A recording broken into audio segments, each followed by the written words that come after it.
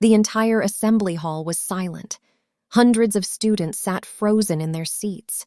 Some teachers were wiping tears from their eyes. Even the head teacher looked emotional, because nobody could believe the boy standing on that stage was the same boy they once laughed at every single day. You laughed when I tried to answer questions. You laughed when I read aloud. You laughed when words got stuck in my mouth. But none of you knew how hard I was trying. None of you knew how many nights I cried. None of you knew how many times I wanted to quit. None of you knew how many times I wanted to give up. Yet every morning, I still came back and tried again. At that moment, the hall became completely silent. Nobody laughed, nobody whispered, nobody looked away. Many students lowered their heads in shame. Some teachers wiped their eyes. Because for the first time, they finally understood the pain Caleb had been carrying quietly. They remembered the jokes, the whispers, the group chat, the times they laughed when words got stuck in his mouth. And slowly, the shame began to spread across the room. Because they finally understood something. The boy they mocked the most had become the person they admired the most. But how did it all begin? How did a quiet boy with a hidden struggle become the hero of Kingsmere Academy? This is his story. For as long as he could remember, Caleb had dreamed of one school, Kingsmere Academy. It was not just any secondary school. It was the kind of school people spoke about with pride. Its students were known for winning maths competitions. They won science awards. They won spelling contests. They came first in national academic events. Parents wanted their children there. Students dreamed of wearing the uniform. And Caleb dreamed more than anyone. He had watched videos of Kingsmere students collecting trophies. He had seen their maths team standing on stage with medals around their necks. He had imagined himself there one day, standing proudly, smiling, making his family proud. Caleb was the youngest child in his family. His parents were wealthy and successful. His father was a respected engineer. His mother owned several successful businesses. His older brother was already at university studying medicine. His older sister was also at university studying law. Everyone in Caleb's family seemed to be moving forward. Everyone seemed confident. Everyone seemed brilliant, and Caleb wanted to be brilliant too. But there was something Caleb never spoke about, something most people could not see. Reading was not easy for him. Sometimes the letters seemed to move around on the page. Sometimes words became tangled in his mind. Sometimes he knew exactly what he wanted to say, but the words got stuck in his mouth. And when people stared at him, it became even worse. His heart would beat fast, his throat would feel tight, and simple words suddenly became difficult. But Caleb was not dull. He was not lazy. He was not careless. In fact, he was very intelligent, especially with numbers. Numbers made sense to him. Patterns made sense to him. Maths felt peaceful. When Caleb looked at a difficult maths question, he did not panic. He studied it quietly. He saw patterns others missed. He solved problems in a way that surprised even his teachers. That was why Kingsmere Academy meant so much to him. He wanted to join their famous maths team. He wanted to prove that even though words sometimes failed him, his mind was powerful. When Caleb's acceptance letter finally came, he screamed with joy. "Mom, Dad, I got in!" His mother rushed into the room. His father followed quickly. Caleb held the letter with shaking hands. "I got into Kingsmere Academy." His mother hugged him tightly. His father smiled proudly. "My son, I told you, you belong there." His older brother called from the university. "Big man, Kingsmere boy now." His sister sent a voice note. "I am so proud of you, Caleb. Go and show them what you can do." That night, Caleb could not sleep. He laid his new uniform on the chair beside his bed. He kept looking at it. The blazer, the tie, the polished shoes, the school bag. For Caleb, it felt like the beginning of a beautiful life. But what he did not know was that his dream school was about to become the most painful place he had ever entered. On his first day, Caleb arrived early. His father dropped him at the school gate. The buildings looked even bigger than he imagined. Students walked in confidently. Some laughed with friends. Some carried expensive bags. Some looked like they had belonged there all their lives. Caleb held his bag tightly. His father noticed. Nervous? Caleb nodded. A little. His father placed a hand on his shoulder. Remember who you are. You worked for this. Caleb smiled. Yes, Dad. He walked through the gate. For a moment, Caleb felt proud. He had finally made it. The dream he had carried for years was now right in front of him. As he walked across the school grounds, he smiled, because he truly believed some of the best years of his life were about to begin. Sadly, he could not have been more wrong. But inside the classroom, things changed quickly. Most of the students already knew each other. They had attended the same prep schools. They had been friends for years. Caleb was new, and because he had missed a school year when he was younger, he was older than most of his classmates.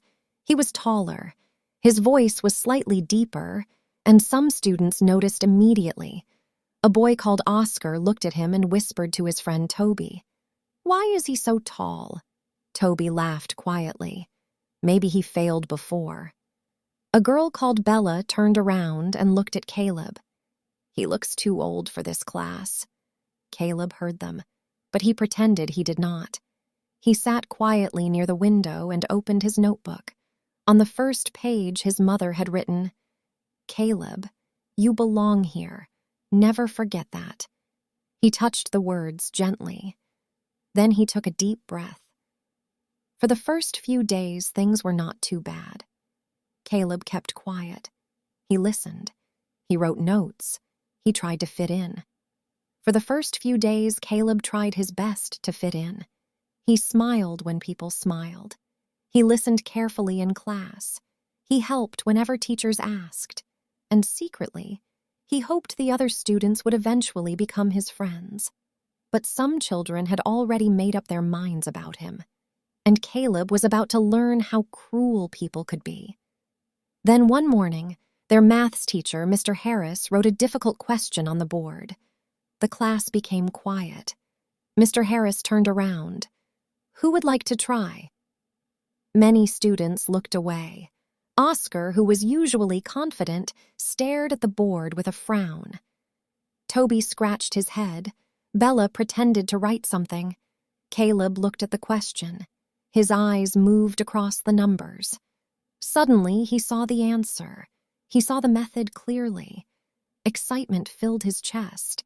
Before he could stop himself, he raised his hand. Mr. Harris smiled. "Yes, Caleb?" The whole class turned to look at him. Caleb stood up. At first, he felt brave. He pointed at the board. "The answer is, it is..." Then his mouth froze. His heart suddenly started beating faster. Every eye in the classroom was fixed on him. He knew the answer. He knew exactly what he wanted to say. But the words refused to come out. He tried again. "You have to move the Dano... A small laugh came from the back of the room. Caleb swallowed hard. "The denominator needs to be sim, Oscar whispered loudly. "Sim what?"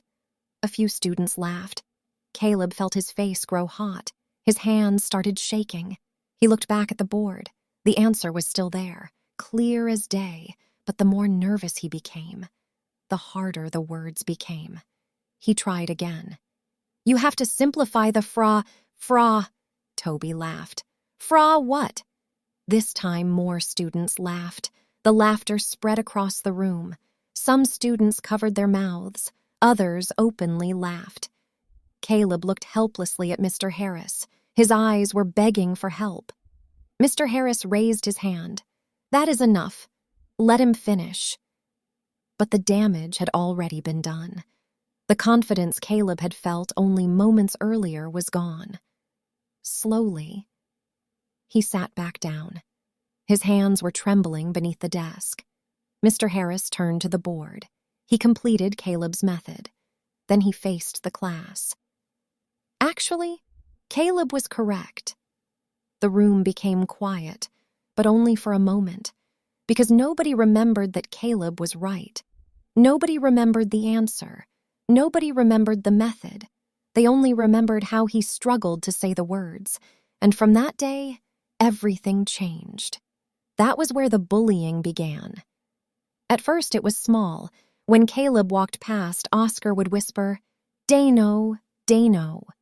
Toby would add, "Fra, fra," and a few students would laugh. Caleb tried to ignore them. He told himself it would stop. He told himself they would eventually get bored. But ignoring pain does not always make it disappear. Sometimes, it only allows it to grow. That night, Caleb sat at his desk for a long time. Then slowly he picked up his pen. He wrote his name on the trial form. Caleb. The day of the trial came. The hall was quiet. No talking, no reading aloud, no explaining in front of the class. Just questions, just numbers, just thinking. And for the first time in months, Caleb felt safe. He opened the paper. The first question was hard, but he understood it. The second was harder. He solved it.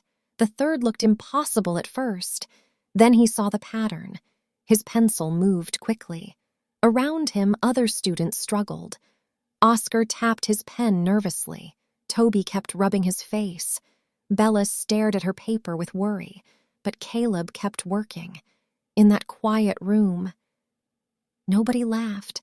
Nobody mocked his words. Nobody watched his mouth. Only his mind was speaking, and his mind was brilliant. 2 days later, the results were placed on the notice board. Students gathered around. Oscar pushed to the front. He smiled confidently. Then his smile disappeared. At the top of the list was Caleb, 98% highest score in the year group. The hallway went silent. Toby frowned. "That can't be right." Oscar said, "No way." Mr. Harris walked up behind them. "It is right. Caleb scored the highest in the entire year." Everyone turned to look at Caleb. He stood near the classroom door. He looked shocked. He did not jump. He did not shout. He simply stood there trying to breathe. Mr. Harris smiled. "Well done, Caleb. You are on the team." Caleb whispered, "Thank you, sir." For one brief moment, Caleb felt seen. For one brief moment, he felt proud. For one brief moment, it felt as though all the pain had been worth it. But Oscar could not accept it. That day, the bullying changed. It was no longer mockery. It became jealousy. Oscar started telling people Caleb cheated. "There is no way he scored 98. Toby agreed. Maybe his rich parents paid somebody. Bella did not say anything at first, but she listened. The rumor spread quickly. By lunchtime, people were whispering again. Did Caleb cheat? How can someone who struggles to read score higher than everyone? Maybe the teachers helped him. Caleb heard every word. His chest tightened. He wanted to shout. He wanted to defend himself. He wanted to say, "I did it myself." But once again, the words felt trapped. That afternoon, something changed. A quiet girl named Maya had been watching everything. Maya was not loud. She was not popular. She usually sat near the window and kept to herself. But she had seen Caleb suffer. She had seen Oscar mock him. She had seen Toby laugh. She had seen the group chat. And now, she had had enough. At lunch, Oscar said loudly, "I still don't believe he scored higher than me." Maya turned around. "Why not?" Oscar looked surprised. What? Why don't you believe it? Oscar laughed. Come on, Maya. You know why. No. Say it. The table became quiet. Oscar smirked. Because he can barely read without messing up. Maya stood up. So because words are hard for him, you think maths cannot be easy for him? Oscar rolled his eyes. It is not that deep. It is that deep. Maya's voice was firm. You have bullied him since he arrived. Toby laughed. Relax. Then another voice spoke. She's right. It was Daniel. Daniel was one of the popular boys. Oscar looked shocked. What? Daniel looked at Caleb, then back at Oscar. You lot have been cruel to him. Another student spoke. You shared his notebook in the group chat. Another added. That was wrong. Bella lowered her head. I laughed too. Her voice was quiet. I'm sorry. For the first time, Caleb was not standing alone. Maya walked over to him. You don't have to say anything. Caleb's eyes filled with tears. Maya smiled gently. We know. That moment did not erase the pain, but it gave Caleb something he had not felt in a very long time. Support. For the first time since arriving at Kingsmere Academy, someone had stood up for him. Someone had finally said what he had been too afraid to say himself. That afternoon, Caleb walked home feeling different. Not happy, not confident, but lighter, as though a small part of the weight he had been carrying had finally been lifted. The next day, Daniel reported the class group chat. Maya showed screenshots. Several students told the truth. Even Bella admitted what had happened. The school was shocked. The head teacher, Mrs. Grant, immediately launched an investigation. Parents were contacted. Students were questioned. And for the first time, many teachers realized just how much Caleb had been suffering. Oscar and Toby were called into the head teacher's office. Neither boy expected what happened next. The screenshots were placed in front of them. The messages, the jokes, the pictures, the cruel comments, everything. Neither of them could deny it. Their parents were invited to school.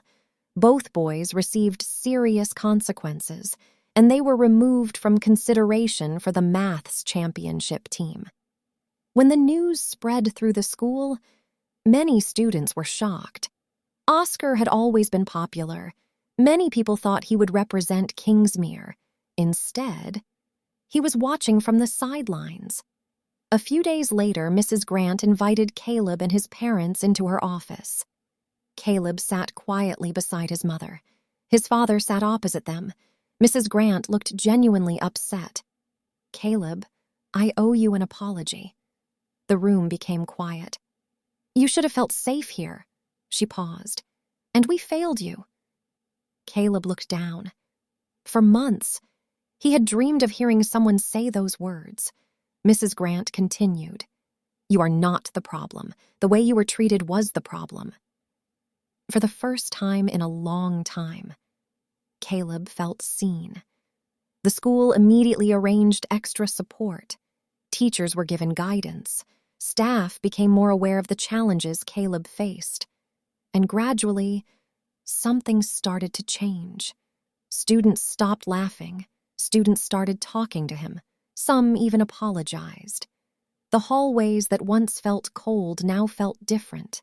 Not perfect, but different. And as the championship approached, Caleb focused on the one thing he loved most, maths.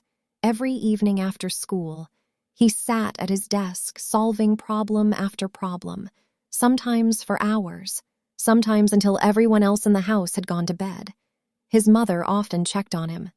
Still working? Caleb would smile. Just one more question. His father laughed. You said that an hour ago. For the first time in months, those conversations felt normal again, and slowly. The old Caleb started returning, the boy who loved learning, the boy who loved challenges, the boy who had once dreamed of standing on a stage wearing a Kingsmere medal. Soon, The day of the regional maths championship finally arrived. Kingsmere Academy arrived with their team. The hall was full of students from other schools. Teachers sat nervously. Parents filled the seats. The competition began. Round 1 went well. Round 2 was harder. By the final round, Kingsmere was behind by 1 point. The atmosphere inside the hall became tense. Teachers exchanged worried glances. Students sat at the edge of their seats. Then the final question appeared. It was difficult, very difficult. Even the team captain froze. Students whispered. The clock was ticking. Every second felt longer than the last. Caleb stared at the question. At first it looked confusing. Then suddenly he saw it, the pattern, the hidden step, the answer. His eyes widened. He picked up his pen and began working. One teammate whispered, "Caleb, are you sure?" Caleb nodded. "Yes." His voice was quiet, but this time it was firm. The team checked his method. Everything matched. Everything worked.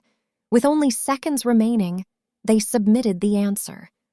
The hall waited. The judges checked. The audience held its breath. Then the host smiled. Kingsmere Academy, correct.